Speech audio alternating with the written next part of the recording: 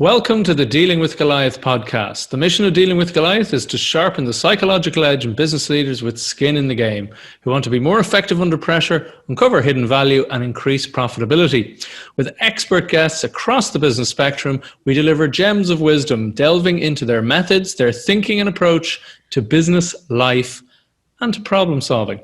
This is the double espresso shot of insight through our short interview format where we are as quick and concise as can be with 5 questions in just 9 minutes. I'm your host, Al McBride, and it is my pleasure to introduce to you today Liz Wiltsie. Now, Liz Wiltsie is a trauma-informed leadership specialist based out of Los Angeles. She's on a mission to support people in getting their needs met at work and organizations who genuinely want to put their people first. To that end, she created an interactive field guide to naming your needs at work and hosts the podcast, What's Leadership? On a personal note, I've been blessed to know Liz for over a year now, and her clarity of thought and attention to detail is always invaluable. And it always comes from a place of great fun, usually laughter, and a lot of humanity. So it is a true pleasure to have you on the show, Liz. Welcome. Thanks, Al. Thanks for having me. Yeah, great to finally have you on. I thought fate was intervening and stopping us there, but we finally managed to have you on. So it's great to have you here. So let's kick off. I'll just get the 9-minute clock. It's a soft 9 minutes, not a ferociously hard Maybe limit. Maybe more like there. 12. Who knows? We'll see. We'll see how it goes. But it's approximately 9 minutes. So with that in mind, Liz, we'll kick off and tell us who is your ideal client and what is their biggest challenge? Yeah. So my ideal client believes in their work or often both, their organization, but still struggles with burnout, resentment, and communication. Wowzers. Burnout, resentment, and communications. Yeah, wow. So what are some of the common mistakes that people make when they're trying to solve some of those issues that you just addressed? Yeah.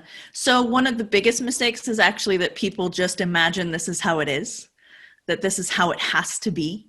And so the mistake in solving it is really not solving it. And people tend to blame themselves. People tend to be super conflict avoidant and just be like, well, it'll end when I die or when I quit or when I get a new job. So they have just total acceptance of this horrible situation. Not really acceptance so much as just like, this is how it is. I guess that's acceptance. But you look at the state of the global workforce. I read that report by Gallup. Gallup released it in 2017. Okay. So it's not quarantine. It's not a quarantine report. It's before quarantine. Mm-hmm. But before quarantine, they had just 15% of people globally are engaged at work. 15. Wow. So doing that math, right? That's 85% of people who are not engaged for one reason or another.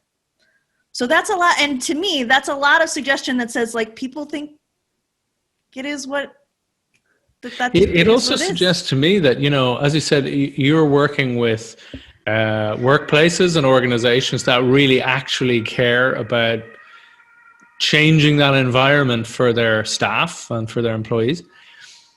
But it also seems like, you can take a cold, hard economic reasoning on this one as well, that if it's 15%, even doubling that, you're literally doubling the potential engagement and activity, productivity from your workforce. That's incredible.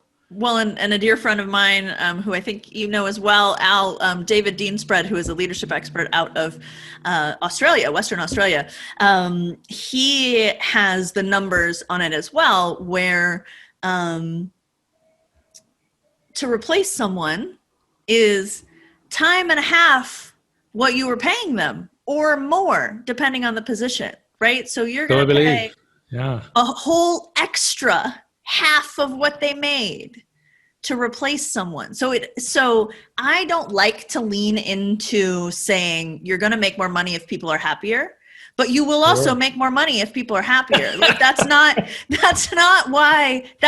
what drives me, right? And not what I think should drive. I think if you're really trying to put your people first, that has to be putting your people first, and the rest is a byproduct of that, rather than saying I want to make the most money, ergo absolutely happened, right? So as you say, it's not the motivation, but it's also why, I know from a lot of research I read myself that where people are happier at work, it's the management are more engaged and interested in their staff's well-being, and as you said, engagement and enjoyment of work. And those companies tend to grossly outperform as a result of those things. As you said, it mightn't be the purpose, but it is a huge benefit. And it just makes sense in every direction. Mm-hmm. It really does. So with that in mind, is there a free, valuable action that people can take to start moving in that direction? They mightn't get there tomorrow, but even just pointing themselves in the correct trajectory can help a lot. Yeah. So I'm actually going to give you a little 2x2 to get started, and then I'm also going to give you sort of a thing and a half. Wow. One of the, as we want to do, right, we like to put things in a 2x2 grid. So there's a little 4 thing. And you know what I'm talking about, everybody. The little quadrant thing. The little quadrant thing, right? So you ask 2 questions of yourself. Okay. And one is, am I allowed to have needs at work? And you have a yes or no answer. So this is not a sometimes and a whatever and a whatever. I need you to be like, narrow down the complexity of that. In general, in the aggregate, are you allowed to have needs at work? Okay. Yes or no? And then, are other people allowed to have needs at work? Not, are you trying to meet them, but are they allowed to have and voice their needs at work? So from there, and again, yes or no. Right. From there, we get 4, as we always do. We get 4. And so the no and the no, for people listening on the podcast, I'm definitely making little gestures about this. So don't worry for people who are watching it later. There you go. But so no and no, think of a robot. A robot doesn't have needs. A robot doesn't think other people need to have needs. A robot is preferred by a lot of companies, right? Because a robot also thinks, the company's needs need to supersede their own. Right. So that's a robot. Moving from the robot, someone who says, yes, I can have needs, but no other people can't, that is a diva. And I want you to think about, now I realize when I say diva, your first instinct might be a female singer. And I would like to push on that a bit. Push away.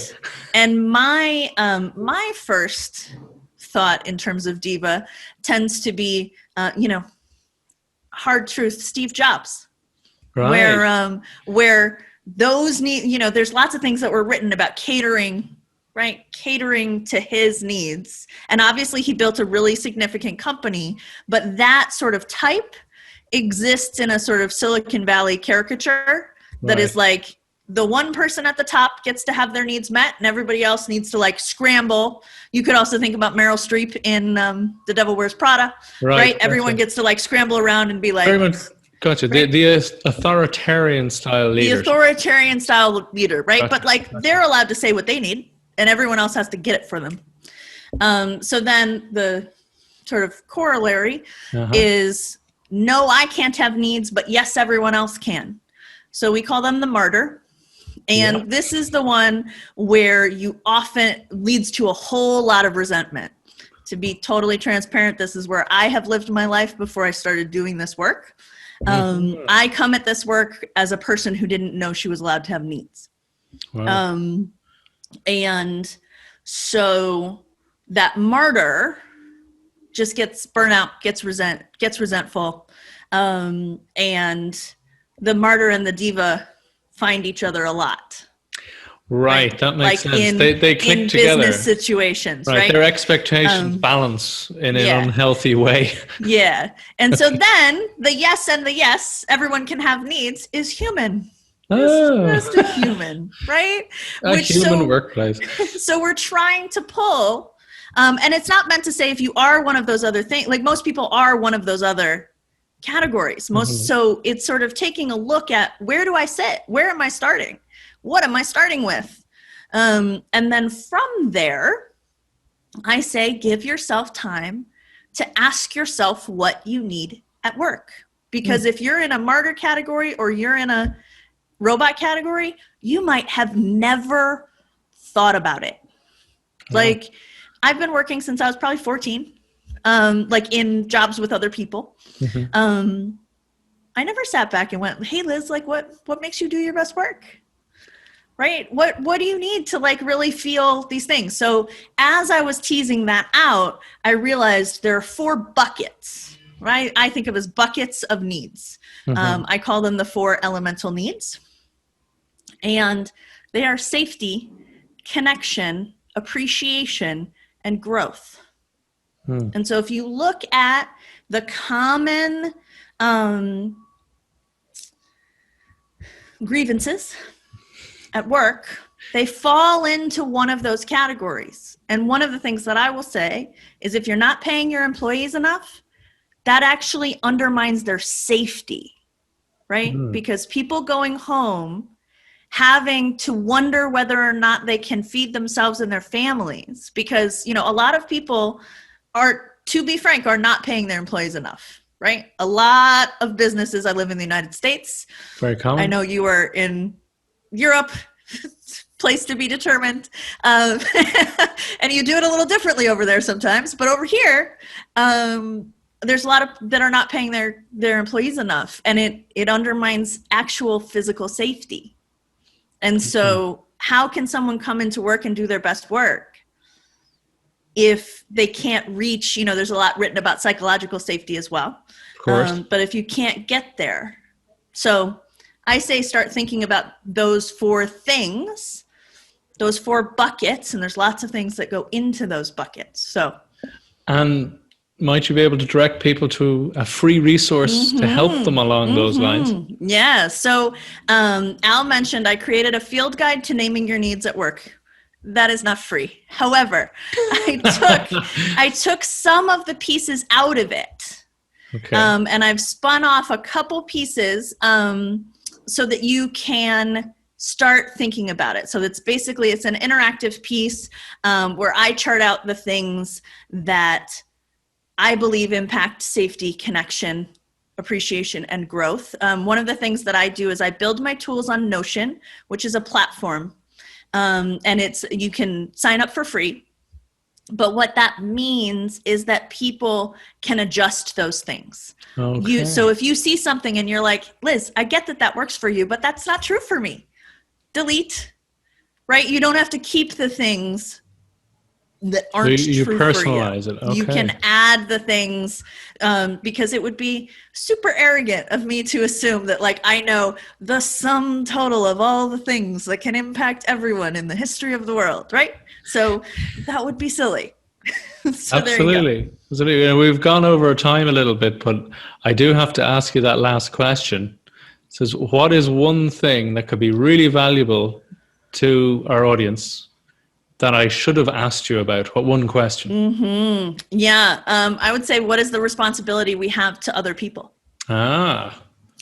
So do you want me to answer it, or do you want me to leave it there? Well, we could leave it hanging there in the big question mark and then do a longer interview in a few weeks' time or something if you like.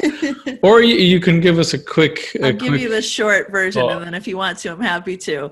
The thing that people ask me is, Liz, is it my responsibility to make sure other people are getting their needs met? And in some ways, if you are leading an organization, I will say yes. But the way that happens, it's not for you to decide what that looks like. It's for you to be in conversation with your people and make sure your people have space to ask for what they need, because lots and lots of folks in the workplace are too afraid. That's right? A great distinction. Yeah, I love So, that. I love yeah. that. Because as again, a lot of people kind of almost feel that, oh, am I going to have to be guessing and trying to work this out? It's like, give them the space to come to you to have that conversation. As you said, if they feel there's enough psychological safety, as you said, and physical safety and all the safety, that they can actually have that potentially difficult conversation. Hopefully it's not so difficult. But as you said, that the communication lines are open there, that thing can happen, that conversation can happen. Excellent stuff. Thank you so much for being on the show, Liz. Thanks, Al. That was awesome. We'll talk to you again soon, hopefully. Great. Thank you. Cheers.